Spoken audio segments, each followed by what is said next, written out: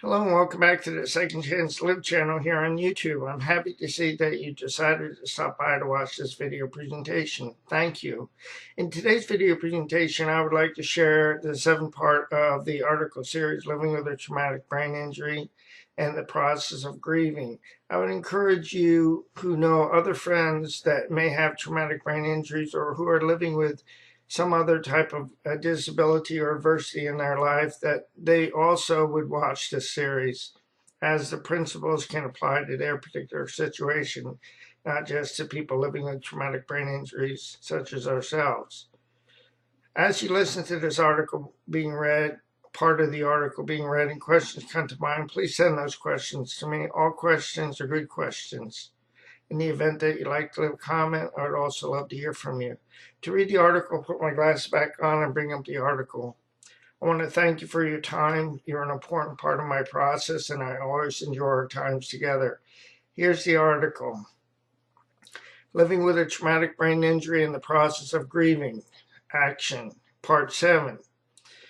Hi, and welcome back to Second Chance Live, my friend. In this final installment of the 7-part series, Living with a Traumatic Brain Injury and the Process of Grieving, I wanted to share a few personal awakenings that I have experienced through being present in my process of grieving.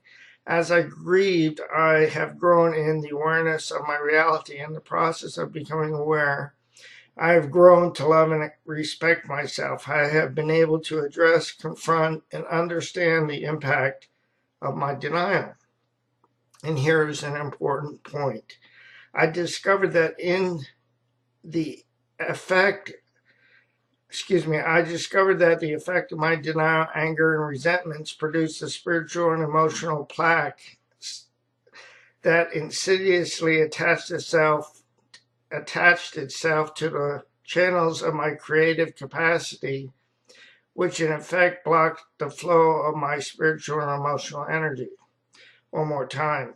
I discovered that the effect of my denial, anger, and resentment produced a spiritual and emotional plaque that insidiously attached itself to the channels of my creative capacity, which in effect blocked the flow of my spiritual and emotional energy.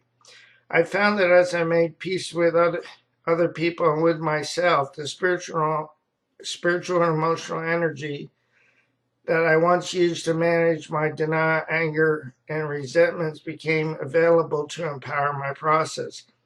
Consequently, I've been able to channel my spiritual and emotional energy in ways to enhance my gifts, talents, and abilities in ways that work for me. By addressing my denial, anger, and resentments, I've been able to flush my previously blocked channels so that my spiritual and emotional energy can flow freely.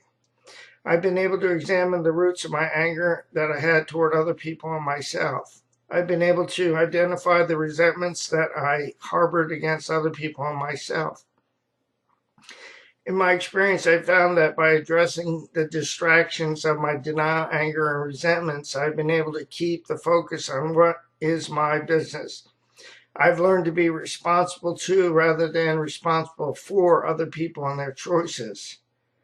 Consequently, I've been able to keep my side of the street clean in my relationships.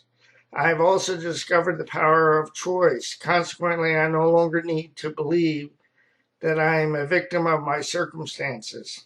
Instead, I'm able to trust the process, the loving God, and myself. I've been able to learn valuable lessons. I've been able to take advantage of opportunities. I've been able to consider the possibilities. I have been empowered to pursue my destiny. This is the end of part 7 of the article series. Again, I want to thank you for watching the series. In the event that you have questions, please send those questions to me. I'd love to hear from you. I'll say so long for now. Have a great day, and God bless both you and your family. So long now.